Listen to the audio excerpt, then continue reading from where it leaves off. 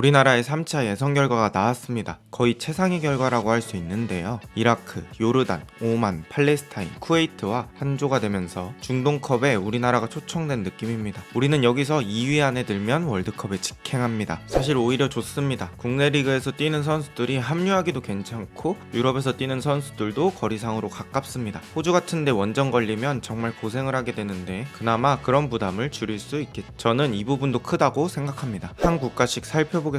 먼저 이포트의 이라크입니다. 이포트 중 제일 할만한 상대가 걸렸습니다. 일단 가운데 상대 전적을 보시면 우리는 이라크에게 한 번도 진 적 없습니다. 피파 랭킹도 꽤 많이 차이나는 편입니다. 이라크는 지난 대회에서 아시안컵 16강을 달성했죠. 하지만 우리가 무난히 승리할 것으로 예상됩니다. 다음은 3포트의 요르단입니다. 아주 잘 걸렸습니다. 이번에 제대로 복수해줄 기회입니다. 상대 전적에 원래 우리가 패가 없었는데 올해 초 아시안컵 4강전에서 2대0으로 패배했죠. 요르단은 아시안컵 준우승을 했을 정도로 최근에 강한 팀이긴 하지만 이번엔 다를 거라고 생각합니다. 특히 선수들 자체의 동기부여가 엄청날 것으로 생각됩니다. 다음은 4포트의 오만입니다. 오만 역시 원래는 무난한 팀입니다. 하지만 우리는 오만과 악연이 있습니다. 상대 전적을 보시면 3승 1패라고 되어 있는데 이 1패가 그 유명한 오만 쇼크입니다. 김남일, 이을용, 김태형 등 2002 월드컵 멤버가 주축이 되어서 치른 아시안컵 예선에서 오만 원정에서 3대1로 패배했습니다. 당시 우리나라가 월드컵 4강에 갔었던 팀이라 기대치가 엄청 높았고 그런 경기를 지니까 동네북이라는 뉴스까지 나왔었죠. 그때를 생각하며 이번엔 철저히 준비했으면 좋겠네요.